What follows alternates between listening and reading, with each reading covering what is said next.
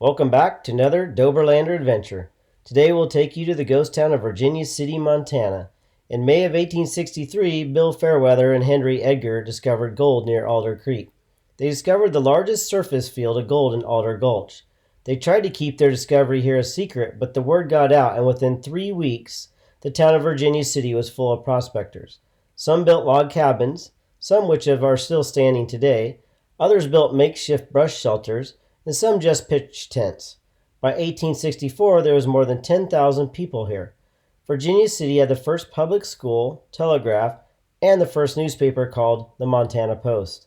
When the gold played out, the population dwindled as miners moved away, and by the 1940s, buildings were being abandoned or dismantled for their lumber in Virginia City. Charles and Sue Bovey began buying the town and doing some of the much-needed maintenance on the failing structures, of which nearly half had been built before the 1900s. In the 1950s, the town began to be restored for tourism. Most of the city is now owned by the state of Montana and became a National Historic Landmark in 1962. It's operated as an open-air museum. Many of the 300 remaining buildings are in their original condition with Old West period displays and information plaques standing next to the modern diners and other amenities. The Susie Marr House. The small-scale simplicity of Susie Marr's house belies the owner's rich life. Marr emigrated from Scotland in 1870.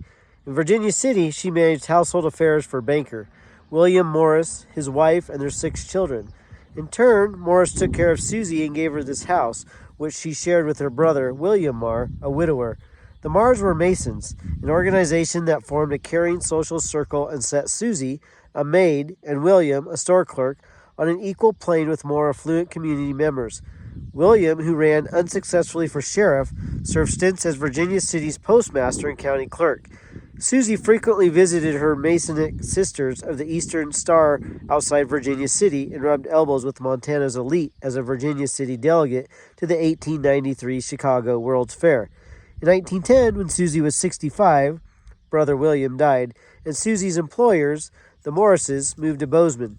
Nevertheless, Susie remained in Virginia City for another 25 years, eventually bequeathing her house to the Masons and moving to Helena Masonic Home, where she lived to age of 97.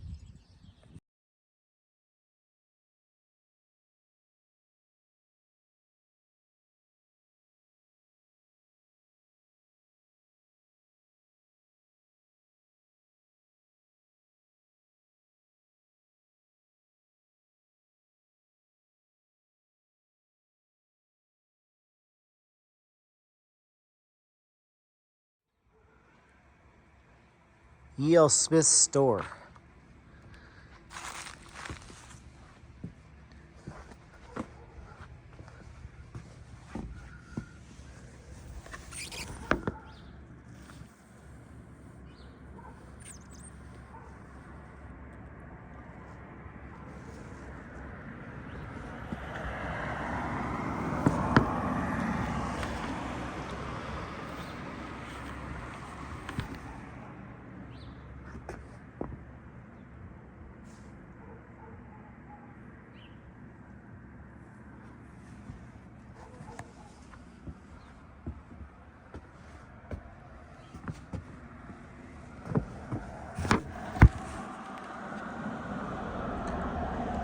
Looks like there's lots of cool stuff in here.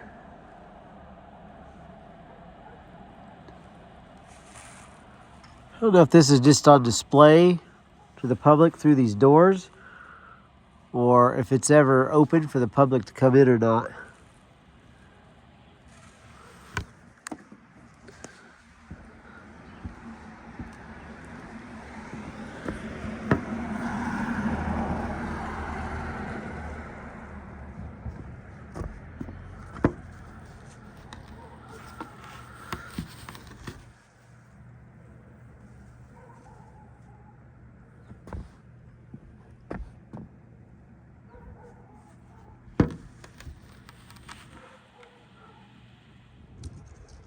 This building here was the Say's office. See if we can see in here.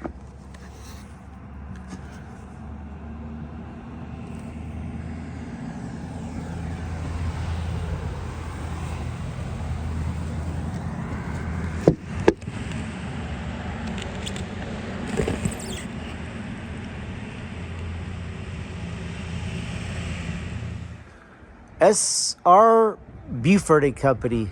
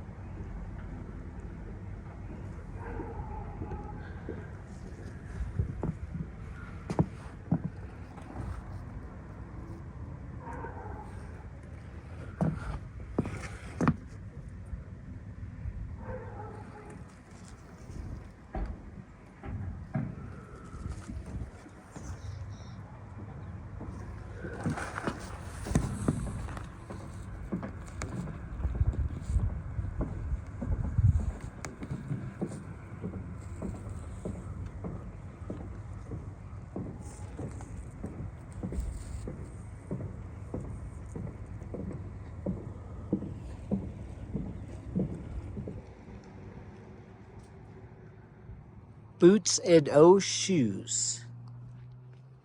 See what's in here.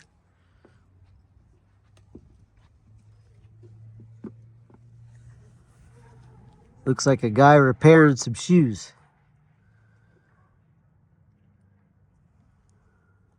Look at those shoe boxes back there.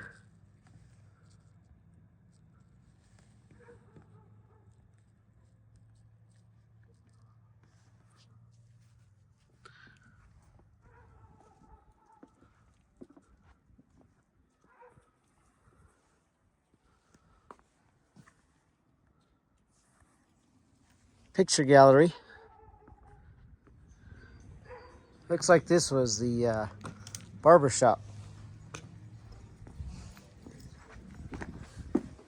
Yep, S.L. Simpson building, barber shop. This narrow frame building may be one of Virginia City's earliest structures, dating to the summer of 1863, when buildings like this were rented for up to $175 during the initial gold rush. Its odd-sized door appears to have been locally handmade. First owner D.H. Weston also owned a hotel across the street, and S.L. Simpson and J.G. Vetter, owners in the 1870s, may have rented this building as a tonsorial parlor. An early photo shows a barber pole out front. The building served as a residence from the 1880s until 1946, when the Bovies acquired it. See if we can see anything in here. Oh, yeah.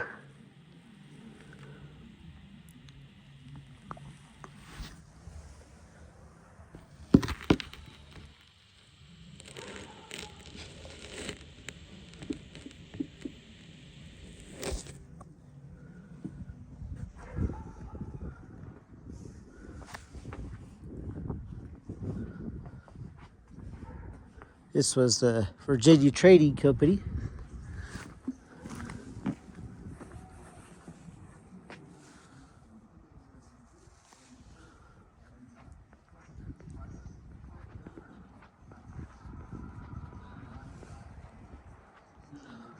This was a blacksmith shop.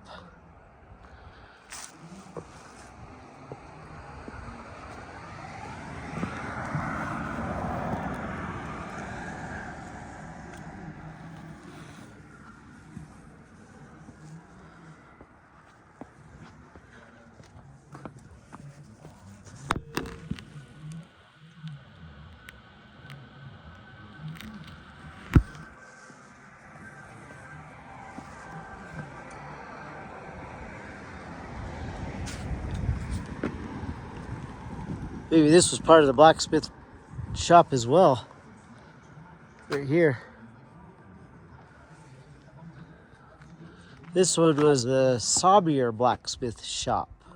A notorious dance hall was the original occupant of this 1863 building, which encompasses a small cabin of V-notch logs, one of the first built in June of that year. Tall French doors and a few dentils clinging to the facade recall its former dance hall elegance. It was converted to a blacksmith shop in the 1870s.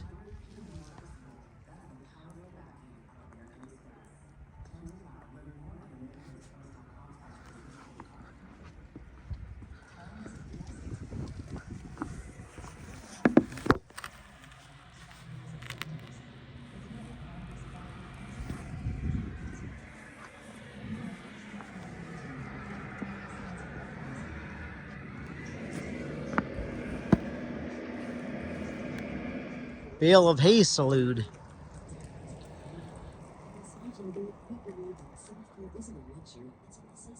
So go ahead and savor your Saturday by enjoying some relaxing time to yourself, like a professional massage or facial customized just for you. This holiday season, get a free $20 promo code when you buy one. Then it looks like we got the Opera House right next door to the saloon. It's time to put yourself first. Visit your local Massage MD or book a massage or facial at massagemd.com. Massage MD, where better begins.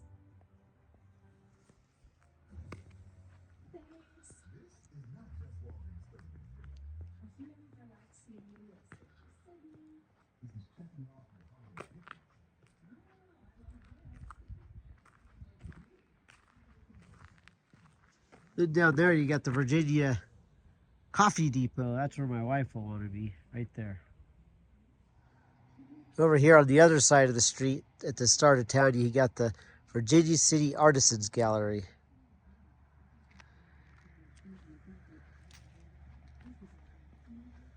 Some more old structures along here.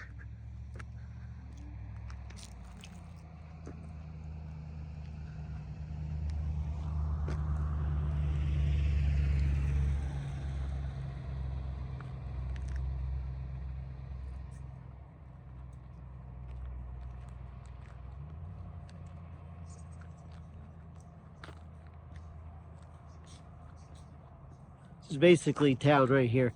This is Main Street.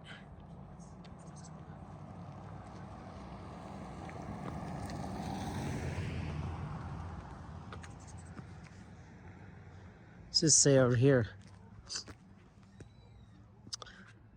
Fight of the Century and Flower Riots. J.A. Nelson built Lafithian Hall in 1863 as a special view to the development of muscular talent. Torn down just 5 years later in 1868, the hall dominated Wall Street with its impressive 28 feet wide and 100-foot long footprint.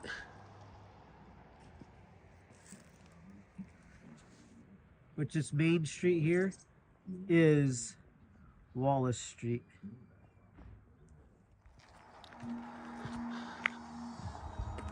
Dance and Stewart General merchandise.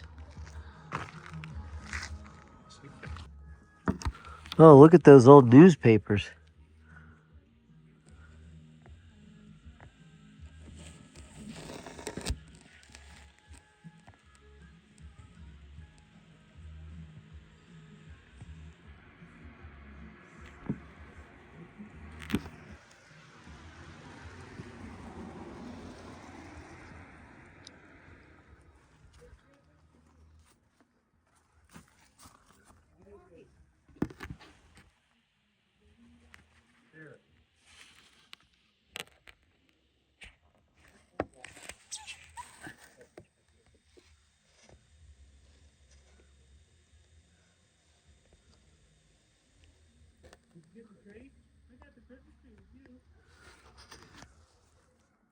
That's a neat shop.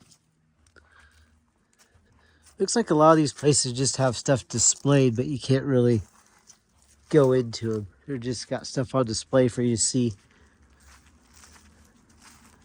This right here says Rock Mountain Bell Telephone Company.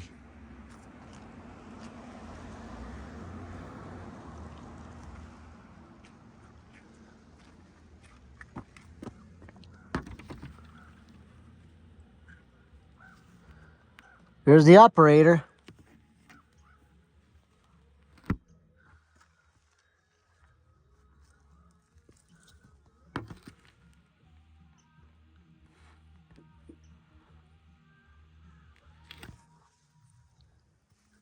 Oh, someone over here too. Right there.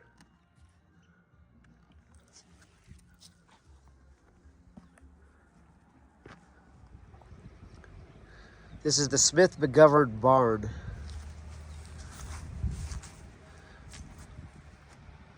This barn was built for surgeon Dr. Ira Smith in 1874. It represents a classic Montana horse barn. Virginia City's earliest barns were built from hand-hewn logs notched together at the corners. But Dr. Smith's barn, however, was built with milled wood from a local sawmill. It still has sturdy timber framing and rafters, but the milled board and batten siding made it a relatively modern barn for the time.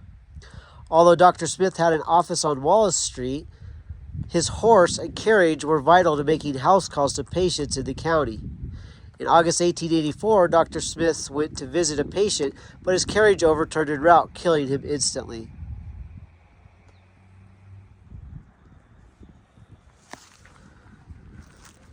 See what these are.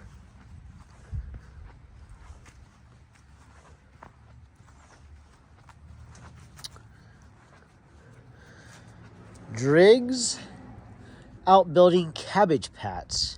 This small L-shaped collection of outbuildings appears in historic photographs dating to the 1860s, originally owned by Walter Dance and James Stewart, among others. E.W. Driggs owned the property by 1869. The small board and batten buildings served as barn, coal shed, and outbuildings. Such buildings were essential elements of daily life in the 19th century. I don't think anything's in it. Looks like there might be just grass growing in there. Yeah. Nothing in them anymore. Still neat old buildings.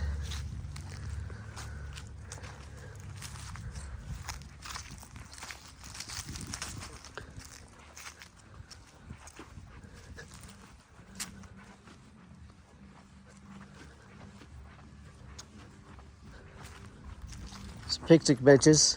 Come out here, have some lunch.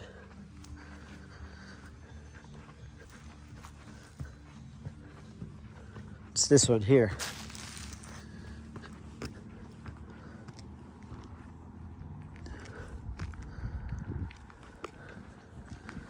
Kramer Building. It was a dress shop.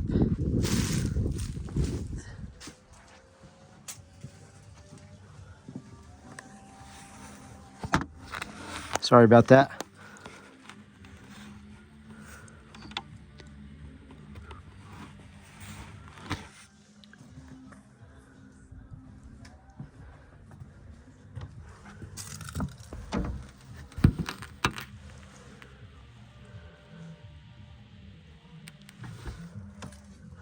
Yeah, it's a dress shop.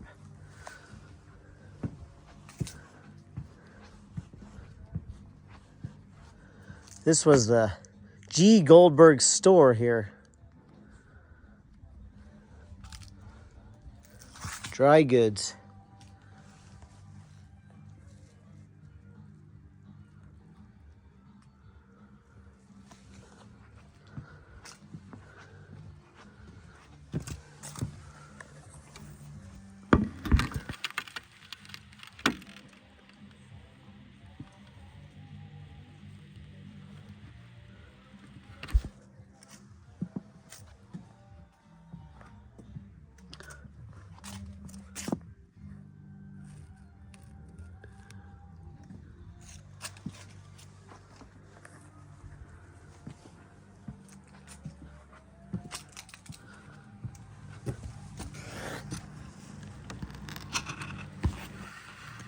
There's your socks hanging up.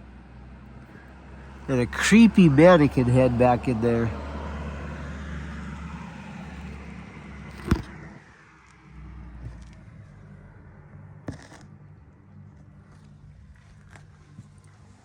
Get your tobacco and cigars here.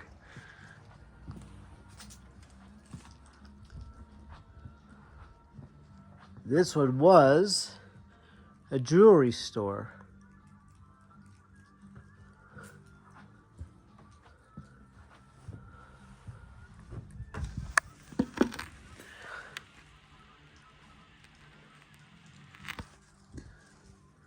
Look at that old clock back there on the wall.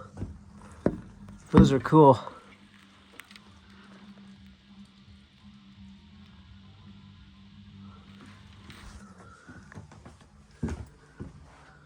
Oh, I like this clock too. Look at this clock. That's nice. Love old clocks. Old clocks and old pocket watches.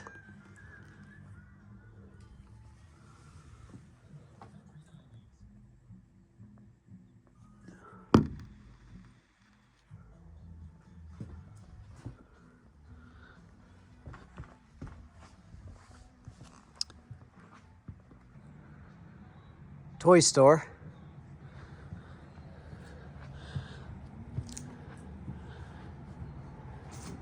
J.B. LeBeau Jeweler Toy Store was built in 1863 or 1864. J.B. purchased it for $500 in 1865 to house his shop, and pioneer surgeon Dr. I.C. Smith established his office here in 1870.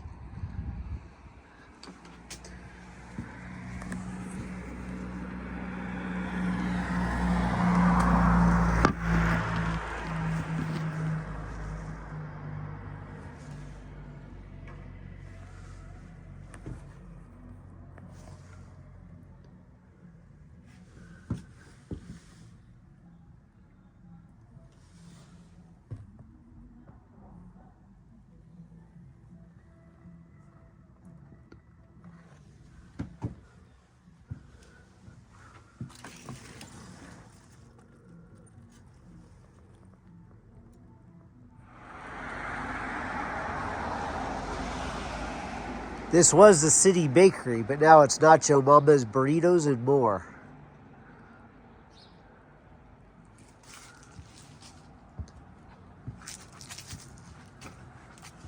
Blacksmith and wagon shop, ox shoeing.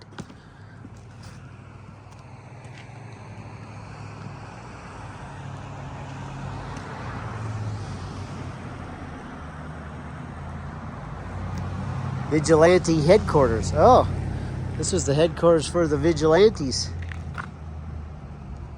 See if we can see anything inside here.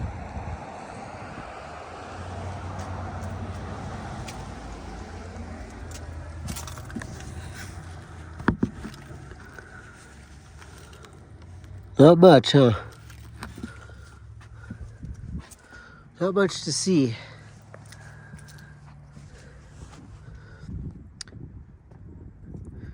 Cascade Stone Block Vigilante Barn. Virginia City's first stone building, constructed during the summer of 1863, originally housed 3 stores on the ground floor and a meeting hall upstairs. Popular legend has long designated this as the meeting place of the vigilantes who prosecuted and hung 24 outlaw road agents in Virginia City between 1863 and 1864. Grocer William Cascade, the original occupant, married the former Mrs. Jack Slade after Slade was hung by the vigilantes. Blacksmith George Thexton remodeled the building as a library in the early 1870s, removing one of the 2 original center doors to enlarge the entrance and reusing it on the hay loft above.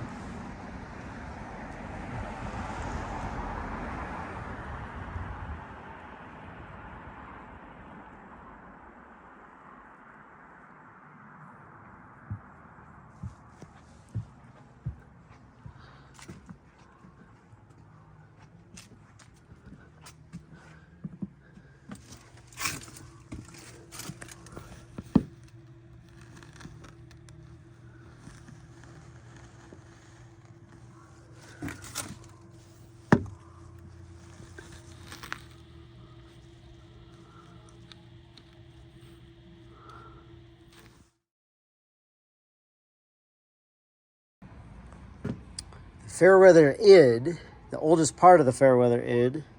The oldest part of the Fairweather Inn dates back to 1863. It used to house a restaurant called the Young American Eating House.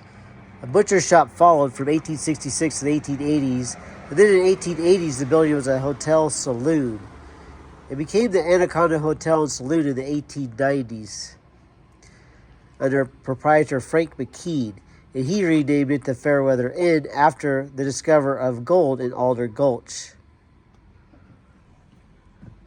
1946, Charles Bovee raised the height of the old hotel to 2 stories and added a new facade that duplicates the gold rush era design of then demolished Goodrich House in Bannock, Montana.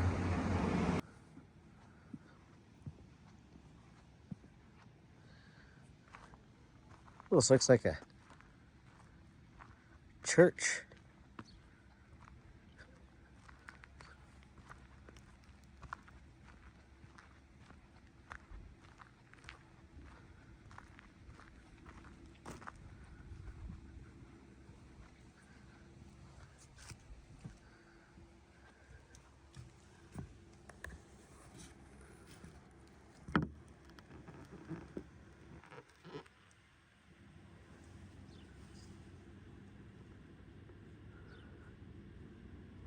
I don't know what this is.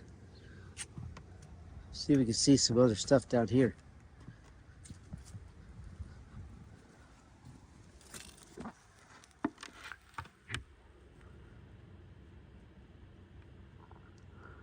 Printing press maybe back there? Almost looks like a printing press. Looks like it says New York on that big machine.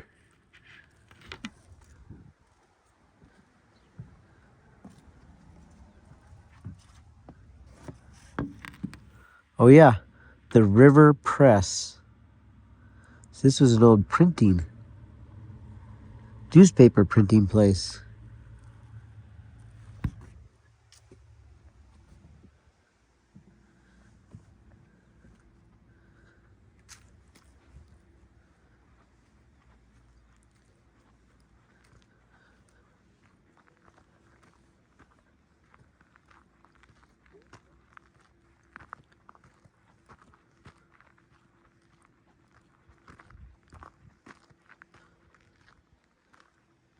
Montana Post.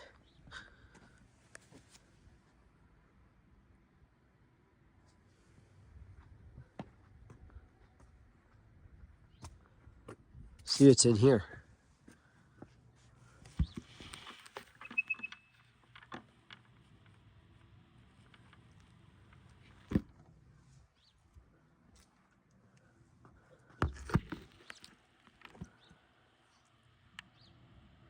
Look at that old roll top desk back there. That's pretty cool.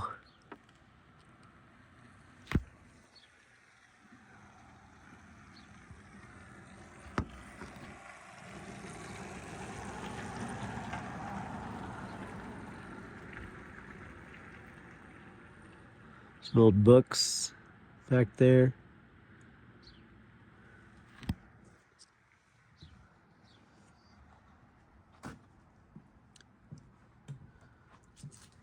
Looks like this is a museum now. It's a free museum, but it's closed in the winter. Has early day pioneer displays. Probably be pretty cool to go in.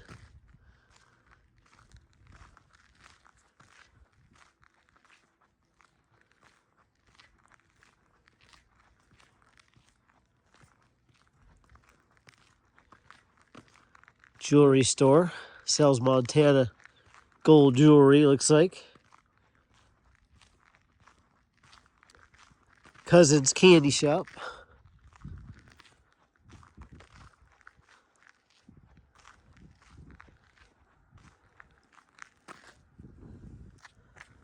That one has signs in there that says a Metropolitan Market. Yeah, and actually on the window it says that as well. So this must be the old Metropolitan Market.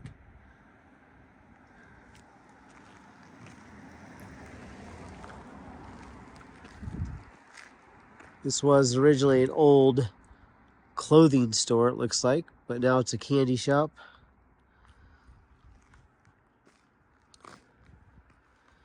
Kind of a neat bench over here.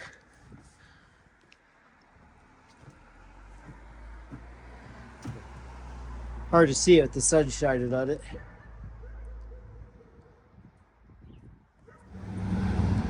Ranks Drugstore and Mercantile, established in 1864. Looks like it's open, so go to check that place out. Next to it's the U.S. Post Office, and then the Madison Valley Bank. Over here on the side it says, the top story of this building, the Grand Lodge AF and AM of Montana, was formed on January 24th to 29th AL 58666.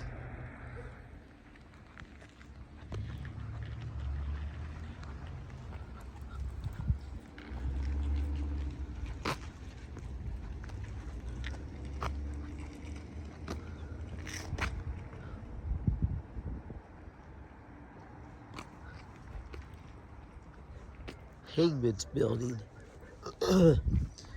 January 14th, 1864, the vigilantes used the heavy center support beam of this building, then under construction, to hang 5 of Henry Plummer's road agents.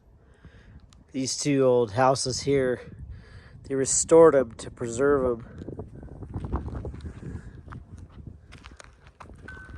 Almost looks like they had the wood for sale there because it has a post there.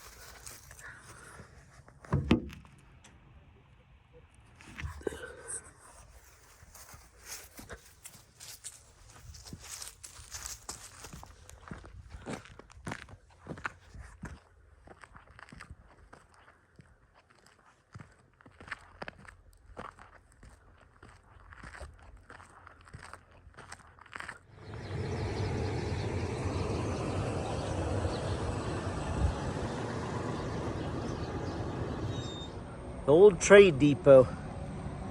It's now the Virginia City Coffee Depot.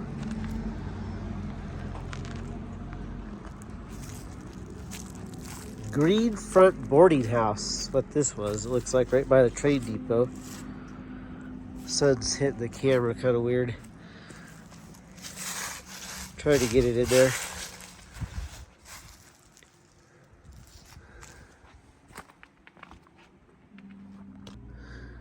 Green Front Boarding House. During the wild 1860s, Virginia City had no red light district, and sporting women intermingled with the general population.